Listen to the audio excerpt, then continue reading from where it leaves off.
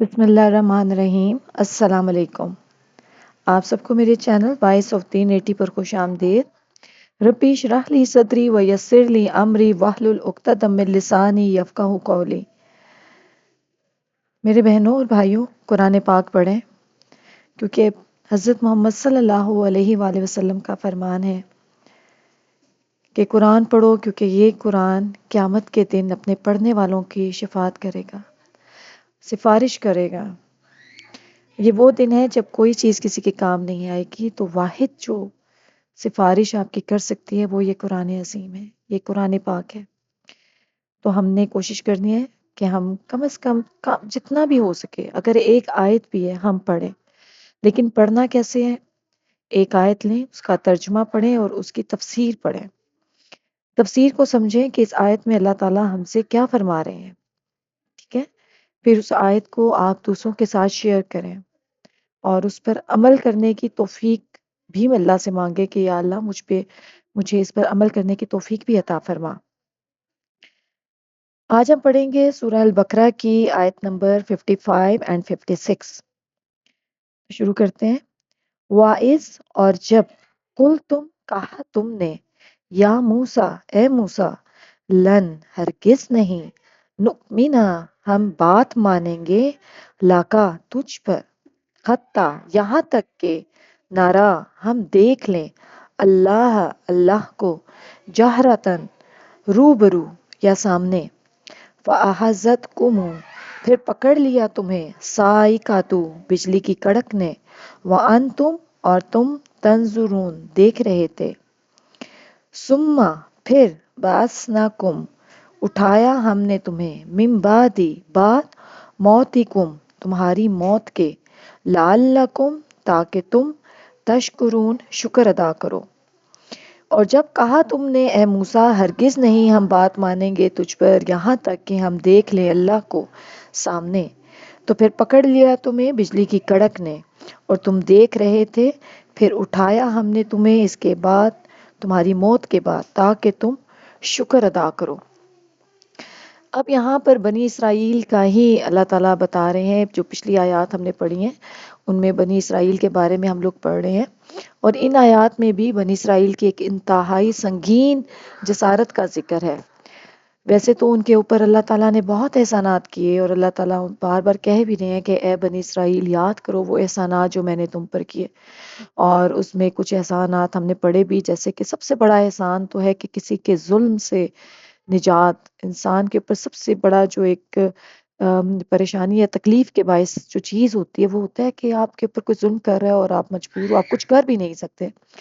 تو جو فرعون تھا ایک بادشاہ تھا، اور ان کے اوپر شدید ظلم کرتا تھا، اور ان کو شدید آزمائش میں مبتلا تھے کہ ان کے جو بیٹے ہوتے تھے ان کو وہ موت مار دیتا تھا، اور جن کی بیٹیاں ہوتی تھیں ان کو زندہ رکھتا تھا۔ اس کے علاوہ اور بھی بہت طرح کے ظلم تھے۔ تو اس کے اللہ تعالیٰ نے ان کو فرعون سے نجات دلائی، بنی اسرائیل کو۔ اتنا بڑا اللہ کا احسان تھا اس قوم پر۔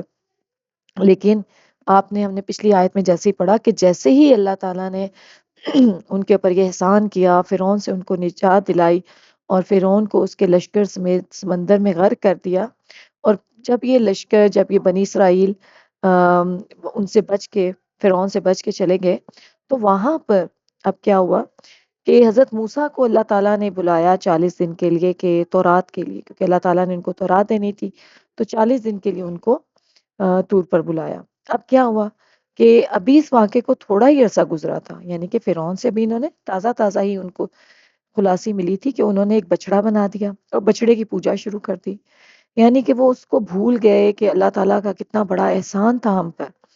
اب انہوں نے ایک اور کیا کیا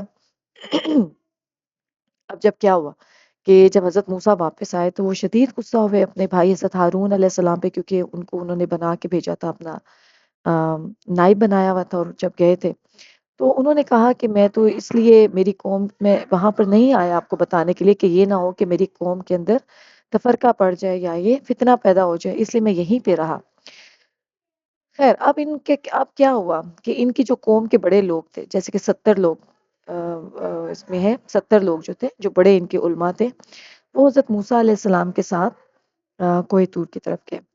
اب انہوں نے وہاں پر کیا کیا کہ جب حضرت موسیٰ علیہ السلام کوہ طور پر اللہ تعالیٰ سے کلام کرنے کے لیے گئے تو واپسی پر بنی اسرائیل نے کہا اے موسیٰ ہم ہرگز آپ پر ایمان نہیں لائیں گے جب تک کہ اللہ کو کھلم کھلا نہ دیکھ لیں۔ اب یہ مطالبہ دراصل ان کے دلوں کی سختی، مادہ پرستی اور روحانی اندھے پن کی علامت تھا۔ وہ ایمان بالغیب کے تقاضوں کو سمجھنے کے بجائے بے حسی اور ظاہری مشاہدہ چاہتے تھے، اور وہ سب کچھ جانتے بوجھتے بھی انکار کرنے والے تھے، حالانکہ پہلے بھی اتنے معجزے وہ دیکھ چکے تھے۔ سب سے بڑا معجزہ آپ نے خود دیکھا کہ جب وہ نکلے وہاں سے اور فرعون کا لشکر بھی ان کے پیچھے تھا، تو سمندر کے پاس پہنچ کے جب حضرت موسیٰ علیہ السلام نے اپنا عصا سمندر پہ مارا تو وہ دو وہ ہو گیا اور بیچ میں سے رستہ بن گیا۔ یعنی کہ اتنا بڑا معجزہ اپنے سامنے دیکھنے کے باوجود وہ اب مزید معجزہ دیکھنا چاہتے تھے اور کہتے تھے کہ ہم آپ پر ہرگز ایمان نہ لائیں گے جب تک ہم اللہ کو اپنے سامنے نہ دیکھ لیں۔ ٹھیک ہے، حالانکہ ایک بینگ مسلمان تو ایمان کی جو بنیاد ہی غیب پر یقین ہے، اور جیسے ایک مسلمان کی حیثیت سے ہمارا یہ یقین ہے کہ آخرت پر، ایسی تمام چیزیں غیب پر ہمارا بالکل یقین ہے۔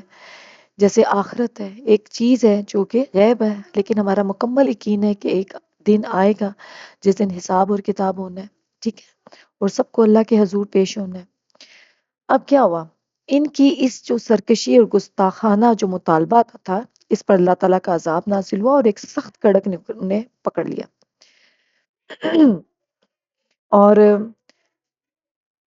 یعنی کہ ظاہر ہے کہ اللہ تعالیٰ کا دیدار وہ کس طرح کر سکتے تھے۔ اب یہ منظر باقی لوگوں کے لیے عبرت بن گیا، لیکن اللہ تعالیٰ اپنے بے پایا رحمت کا اظہار کرتے ہوئے انہیں دوبارہ زندہ کیا۔ تو یہ ساری جو یہ واقعہ ہے، یہ ان آیات میں اسی واقعے کی طرف ذکر ہے، اور اللہ تعالیٰ ارشاد فرماتے ہیں کہ تم میرے احسان کو بھی یاد کرو جب تم نے موسیٰ سے مجھ کو آمنے سامنے دیکھنے کا سوال کیا، حالانکہ اس کی تمہیں اور تم جیسے انسانوں کو استطاعت ہی نہیں کہ مجھے دیکھ سکیں، اور اس ناروا سوال کی پاداش میں جب تمہیں بجلی نے آ گھیرا تو موت آ جانے کے بعد میں نے تمہیں از سر نو زندہ کر دیا۔ ٹھیک ہے، یعنی انہوں نے کہا تھا کہ جب تک ہم اللہ تعالیٰ کو اعلانیہ طور پر اپنے سامنے نہ دیکھ لیں ہم ایمان نہیں لائیں گے۔ اب یہ کیا ہے، اب اس کی دو طرح کی تفسیر ہے۔ اس میں ایک تفسیر تو ہے کہ کچھ لوگ مر گئے اور کچھ ان مرنے والوں کو دیکھ رہے تھے، پھر مرنے والوں کو زندہ کر دیا گیا اور دیکھنے والوں پر موت طاری کر دی گئی۔ اور لیکن ایک اور تفسیر بھی ہے، امام صدی رحمۃ اللہ علیہ فرماتے ہیں کہ سب لوگ مر گئے تو موسیٰ نے کھڑے ہو کر رو رو کر اللہ سے یہ دعا شروع کر دی کہ اے اللہ میں بنی اسرائیل کے پاس جا کر کیا کہوں گا کہ ان میں سے اچھے اچھے لوگوں کو تو نے مار دیا ہے، جیسے ارشاد باری تعالیٰ ہے اگر تو چاہتا تو ان کو اور مجھ کو پہلے ہی ہلاک کر دیتا، کیا اس فعل کی سزا میں جو ہم میں سے بے عقل لوگوں نے کیا ہے ہمیں ہلاک کر دے گا۔